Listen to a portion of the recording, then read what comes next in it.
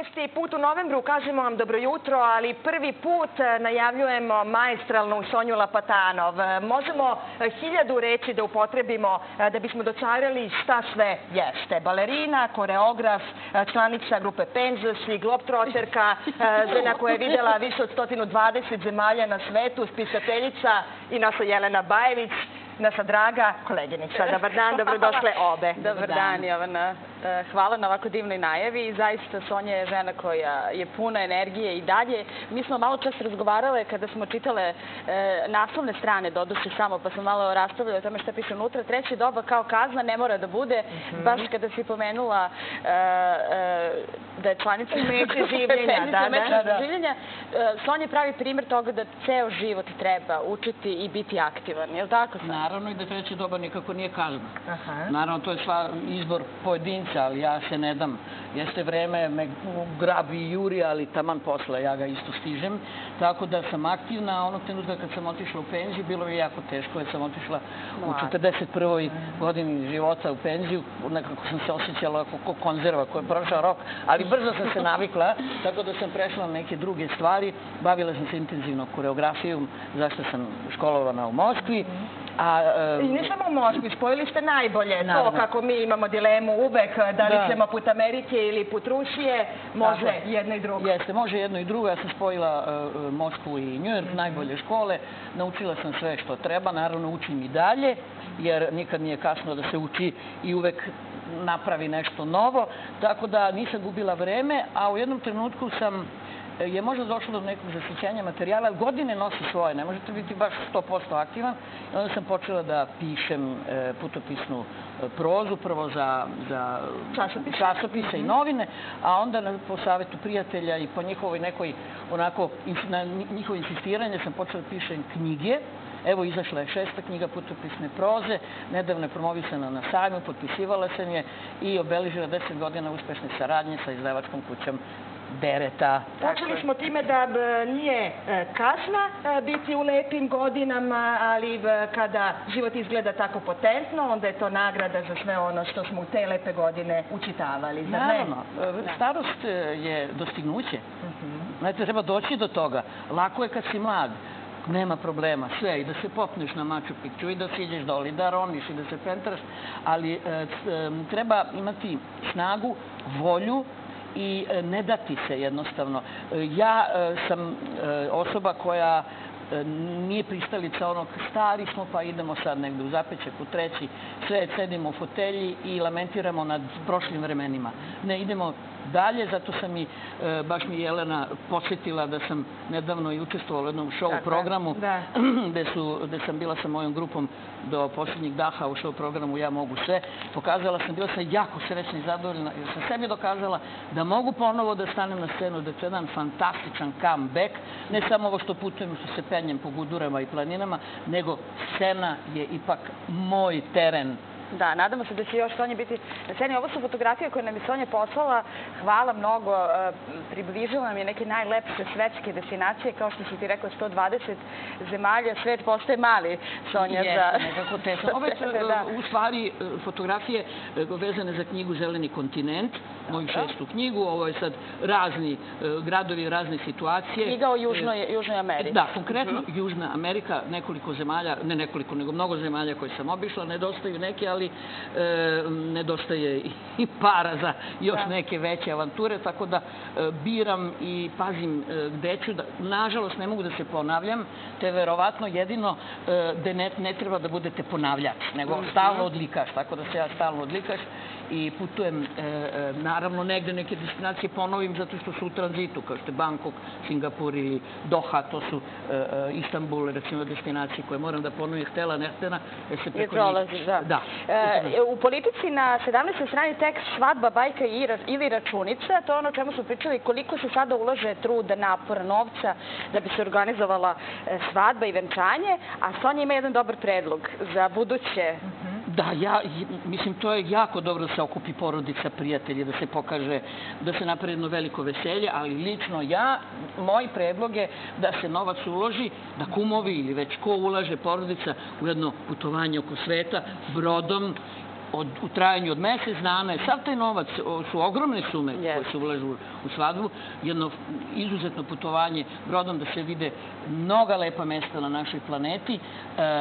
Bićete na brodu tretirani kao prinčevi i princeze, tu će biti i šampanjca i lepe garderobe, sve ono što u stvari prikažete u tom jednom danu, možete da razvučete na mesec dana, jer na brodu su jako pažljivi, tačno znaju kad vam je rođendan, kad vam je godišnjica, tako da na brodu imate opet neke nove, druge ljude koji će se pridružiti. A kad je čovek nije turista nego putnik, onda neka putovanja stvarno mogu da se organizuju za mnogo manje novca nego što to mi mislimo. Jer neko sad kad bi nas slušao rekao, da, idemo brodom sad na neko krstarenje, ali to možda i može negde da se pronađe. Evo ja se spremam u februaru da idem u Finsku, u selo Deda Mraza. U selo Deda Mraza da vidim auroru, da vidim one svetla i to će biti jedno izuzetno putovanje. Ovog puta jedno jeftino putovanje sa planinarima, koje je potpuno drugačije. Ništa nije haj, ništa nije nikakav luksus. Jako, jako skromno putovanje, ali destinacija je takva da ja nisam mogla da odvolim, a zimogrožljiva sam. Nemam garderobu za tu vrstu putovanja, sve ću da pozajmim, ono second hand je to. Imam cipele, a sve ostalo, oni skafanderi, kape i tako. Mada su tamo zime drugačije. Evo ja dok sam došla do studija, ja samo da sam imala suncobrano ili kišoban ko Mary Poppins bi poletela. Gore koliko duva i šiške su mi se iskrivile. Sve su popravile. Naravno, i čuvena beogradska bljuzgavica i pljuskavica, toga tamo nema. Je potpuno drugačiji, mirnije, drugačije. Javite nam ako vidite Deda Mraza. Hoću, Boga mi već Irvase i njihove pomoćnike, tako da jedva čekam i to da vidim, da to doživim. Pa kaže, šta ćeš u februaru? Pa kad ću, neću u martu ili aprilu kad se sve otopi, nego onako autentično da bude veselo, veselo. Da, u novostima na 10. i 11. strani jedan jako važan tekst i zanimljiv, s obzirom da nam se otvara koridor 10, Ibarska magistrala, nekako da kažem, odlazi u zaborav, ne znam, verovatno putujete po Srbiji, pa znate koliko ljudi kad krenu Ibarskom razmišljaju o bezbednosti svega. Sada, kažu od Ljiga do Preljine za manje od pola sata. Izuzetno važno da Ibarska magistrala 100 puta sam prošla. Što u odlasku, što u povratku. To je jedna opasna trasa kojom se zaista stiže u neke druge krajeve naše bivše zemlja i sada u inostranstvo. Tako da se jako radujem. Putevi su, putna infrastruktura je jako bitna, jako važna. Mada ako vidite putem, nemate mnogo da vidite ako ne izađete. Zato je bicikl čudo. Svi oni koji idu biciklom i koji putuju onako kao backpackeri mogu mnogo toga da vide, ali oni koji idu od tačke A do tačke B, za njih je put jako bitan. I sve ono što sledi, naravno. I odmorišta, i WC, i restorani, i sve što ide uz to. Ja se jako radujem što je novac uložen na jedno pravo mesto i na pravu destinaciju. Da.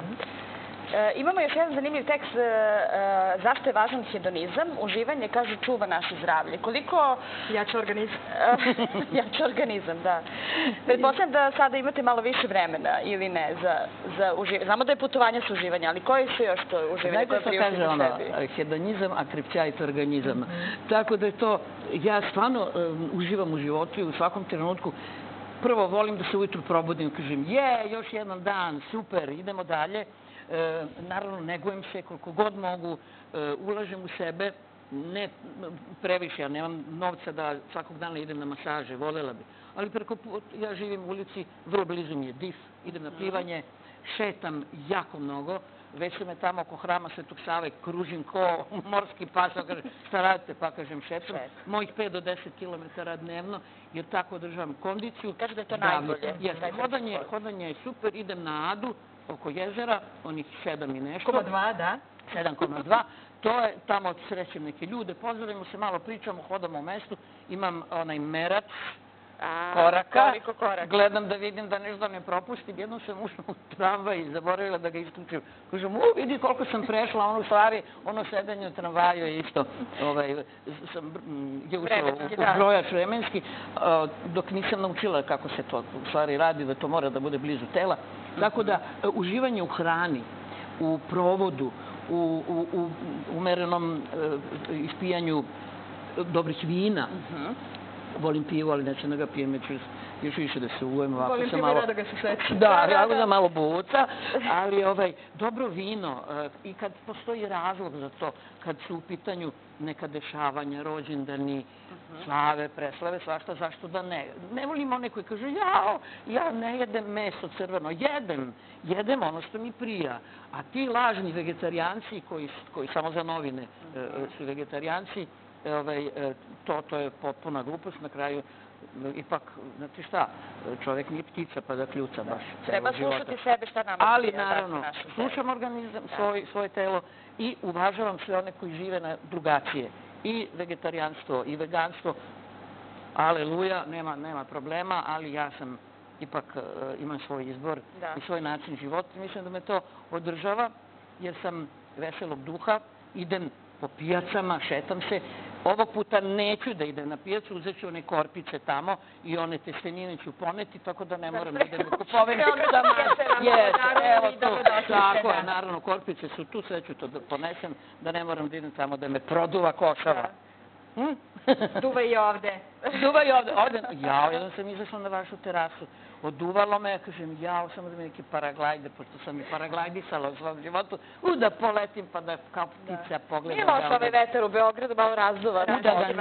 Da ga nije, boga mi bi živeli u puno nekakvog đubreta i smoga. Đubre, košava nije dobro za đubre, sad sam prošla parkom, to se sve razletelo kroz Manjež, ali za oblake i za smog i za ostale gasove koji lete u atmosferu i prave probleme, globalno zagrevanje.